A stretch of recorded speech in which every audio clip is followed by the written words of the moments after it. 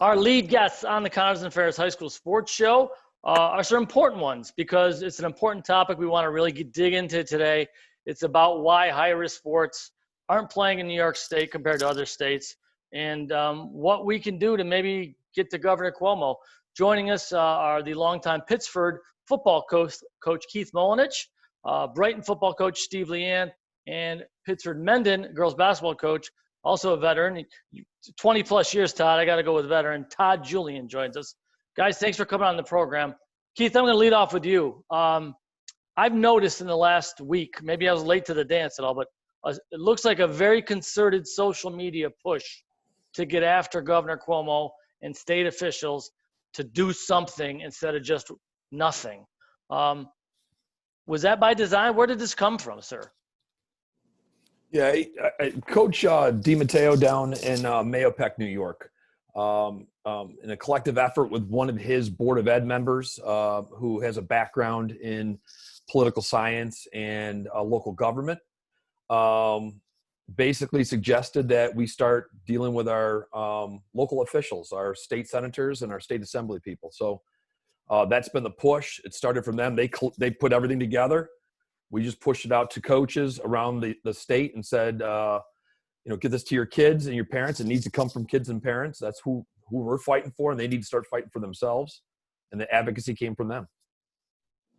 New York State has been pretty quiet for since mid-December with further guidance. The quote-unquote high-risk winter sports were supposed to start on January 4th. That would include girls basketball, which Todd coaches. And the fall season 2 is slated for March 1st, and that's about in the 40-ish days away. Steve Lian, if you had an elevator ride with Governor Cuomo to make sure this message got to the right person, what would be your best pitch? I mean, I look at the one thing I want to say in his favor is I think in the fall when we were looking at wanting to play football, and obviously there was a push and that was delayed, it was a best guess. At that time, superintendents were rightfully worried about schools opening and staying open, and I don't fault them for that. It was a monumental task. I think the governor himself was also worried about that. I think the luxury that we have now as opposed to then is high school football, high-risk sports have been played throughout the country at a variety of different levels. And now there is just a tremendous amount of data to suggest it is safe to do, that COVID transmission is not happening in practices and games and competitions. Anytime you hear about a team outbreak or an event outbreak, that's typically something to do with spectators, something to do with team travel, meals, things like that. And those are all things that we can take into consideration, and we can do this safely. Just like he revised his statements about the safety of schools as data proved that they were safe and that schools were doing things the right way. I'd love to give him an opportunity to kind of rethink this too. I think he's shown that if you put the data in front of him, maybe that he'll look at it. And I think the challenge right now is just getting that data in front of him and the right people to be the ones that communicate it. We are talking about getting New York State high-risk sports off pause. Todd Julien, how frustrated are you? You've built an amazing program, and I know you hurt for your kids, but I mean, how difficult it is for these young women to go without something that they were counting on? Well, first of all, Jeff, thanks for having me on. The answer is it's really tough. I'd say a great example of this is last March, our kids were on the doorstep of competing for a New York State tournament or title. And although really disappointed, our players supported the decision as they were serving the greater good and doing their part to stop the spread. Fast forward 10 months till today, and we know so much more about COVID. We have data today. We have proven tactics against it. And those same players today are now advocating for a safe return to play. And Jeff, we can do it safely. I know we can. Keith Molinich, we talk about data, and there is data out there. The University of Wisconsin did a study. The numbers are pretty amazing, actually. I think they surveyed 30,000 athletes playing sports in Wisconsin. 271 athletes contracted the virus, but there were 2,300 students ages 14 to 17 that contracted it that weren't playing sports. That's pretty daunting. Those are pretty daunting numbers. No one's done that in New York State that I'm aware of. You talk about what you want to get done here. Is it just following the science in your opinion? But and then one other number I want to throw out there is the depression rate of these kids. They said 70% of the kids reported they've been depressed during the pandemic. What would you say to Governor Cuomo if you caught him in an elevator? Certainly, I would let them know that again. We're I think a talented bunch of professionals in New York State. No matter the sport we coach, but we're going to do it safely. We have protocols set in place. We've been coaching football for the last 14 weeks, and we haven't had any instances that came from practice or the weight room or any other type of situation. So the data in other states as well, Ohio, New Jersey, Pennsylvania, we're talking about thousands and thousands of players, and I would be hard pressed to find data that would suggest that any of the COVID positive student athletes that it came from a contest or a practice. I don't think the data is out there that suggests it does. In fact, the overwhelming data suggests that there are virtually no instances of COVID transfer from games, practices, or weight room type experiences. So clearly that demonstrates that we haven't seen it over 14 weeks of practice on the field and in the weight room. And then all these other states have not seen it. Well, out of those 271 that did contract the virus, those Wisconsin athletes, 209 knew they contracted. Only one could attribute it to participation in sports. Sure. So that's, again, those are big numbers. And the Wisconsin Athletic Association only said they're encouraged by that. They didn't really stick their neck out there too. I do think Dr. Zayas is in a difficult spot. We had him on the program in the fall, guys, and he said, he can't just pick up the phone and talk to Andrew Cuomo. Andrew Cuomo talks to who he wants to talk to. So I think that's a problem for him, but I'm glad to see you guys go on the offensive. Steve Bradley, what do you got? What's next? I was just, bouncing back and forth in my head, the mental aspect of it, and and wondering what the tweet from Section 5 last night that said that there's contingency plans in place if they get the go ahead. So it seemed like there was a little bit of volleying back and forth, but Coach Julien, being a winter sport, basketball, how long would it take before, if we got the go ahead tomorrow, your team to be safe and game ready? Well, that's a great question. It wouldn't take long at all. We've been doing these kind of what I call, non-contact practices here for about 6 weeks.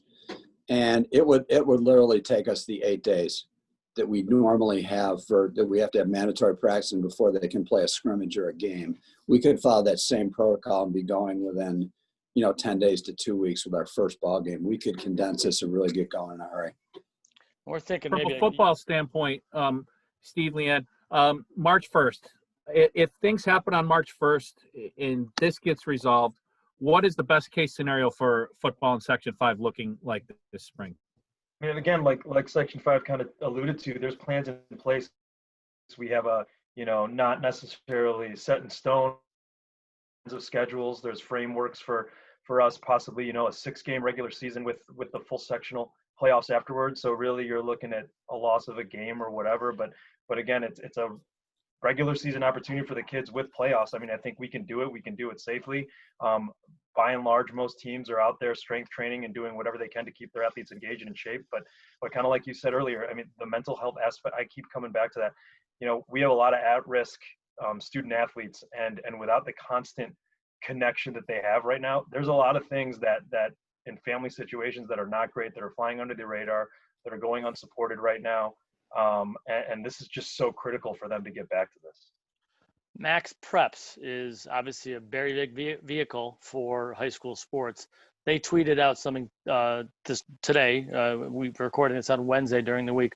Very alarming when you think about what's being done elsewhere and what we're not doing here. 34 states for basketball, this is for winter basketball, are actually playing basketball right now. 12 states have already scheduled their start dates to have basketball. We are in the TBD, to be determined, among the 3 states. And the one state that canceled, you guys told me before we recorded, was Hawaii. So knowing that, And also knowing I was one of those people who was very worried in the fall because I saw so many soccer players without masks. And you know what? I never saw the outbreak happen because of athletics. It was a party, it was Halloween, it was something. Knowing that, that's really alarming. That all these other states and these kids are having the opportunity of a senior season or a junior, whatever year it is for them. That really, after seeing that today, I was like, man, I'm so glad we're doing this interview because I think it is time that something needs to be done instead of just being the good soldiers, right, guys? Steve, you got something for Keith? Yeah, Keith, you had a great tweet yesterday about you've got a friend who's a coach in Pennsylvania. You can be at his doorstep in 3 hours, and you're a counselor. I do keep coming back to the athletics and academics and the arts being part of a full-rounded experience. Have you talked to your friend in Pennsylvania, and how is the best case scenario for you to see this play out, and how frustrating is it to see something so close but so far away? Yeah, it's been that way for the whole fall. I mean, a lot of these kids who go to 7-on-7 tournaments, or they go to trainers at the border of Pennsylvania and New York. They participate in sports with kids from the other states. Yeah, so for our kids, if we were all in this together, like no one was playing, and we were just like, we just got to all do this together, the kids probably would have a little bit of mental a capacity to say, you know what, it's not me losing out, but it's New York losing out. And that's considerable. Could you imagine living in Binghamton, New York, and knowing that 7 miles away, your buddy's playing football on a Friday night? You're talking about the mental health component of that, and you're really the disadvantage from the aspect of recruiting and kids getting into college. It's unbelievable. There's no film for senior. We're behind the 8 balls, New York football players, anyways. And to think that people had to move their kids. I know people have moved out of state to go play football. They did so successfully. Florida, Alabama, Pennsylvania, Ohio.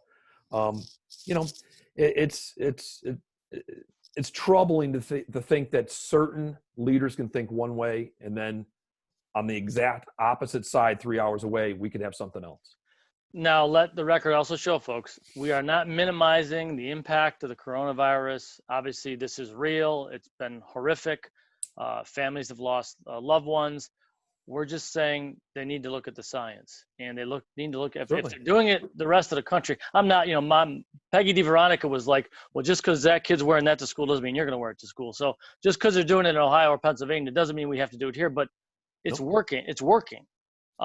If it was not successful in those places, we certainly would not be advocating for kids right now. And we'd know about it. We'd know about it. So what do we do, guys? And let's the conversation time. We got 5 minutes. What do we do to get this done? Steve, you're nodding. What does anybody? Well, I think it starts. I think with this movement that has been starting with the Keith mentioned earlier is having our assembly people, having our state senators spearhead this, because at the end of the day, like you said, even Dr. Zayas, you can't pick up the phone and just call Andrew Cuomo and have him pick up and listen to you, right? So though you saw this kind of pick up on social media, I think we're well aware that our however many characters we get on a tweet aren't really moving the needle.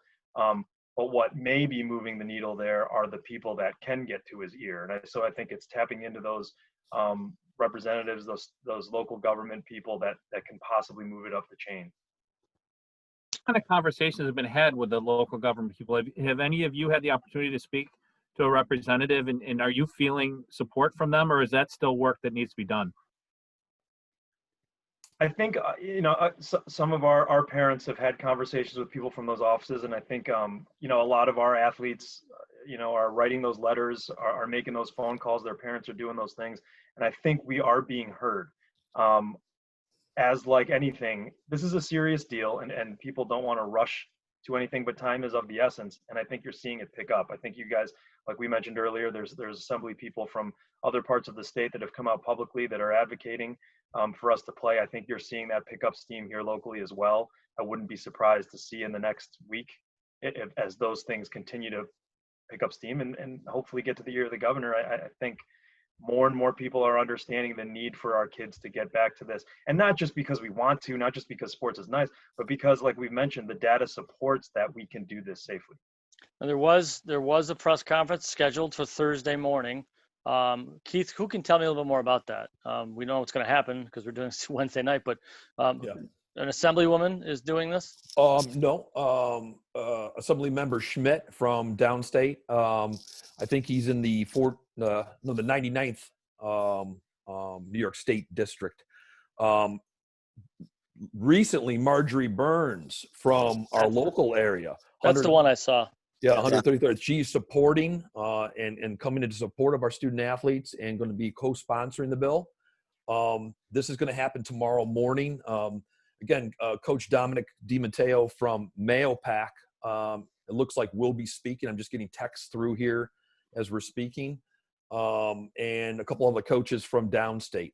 It was something that I thought about going to and seeing if Steve was going to go with me on this. But honestly, it's a 4.5-hour drive one way. So at least for this first meeting, Coach DiMatteo and the downstate coaches are going to take care of it. And then we'll work to advance if we need to. Hopefully this bill will take off and we'll get some movement. Well, I know everybody in this Zoom room as we record this is very passionate about high school sports. You've done it for a long time, and you know the value they hold for kids. So thank you guys for being part of this interview and also for doing what you do. Todd Julien, if they told you 4-game regular season, Section 5 tournament, are you in? Oh, okay, I'm in. He's in. All right. Guys, thanks a lot. We'll take our first break. You're listening to. Appreciate it, guys. Thanks again. Thanks, coaches. Jeff. Thank you so much for Thank you, having us. David. Thank you, Steve. We'll take our first break. Keith.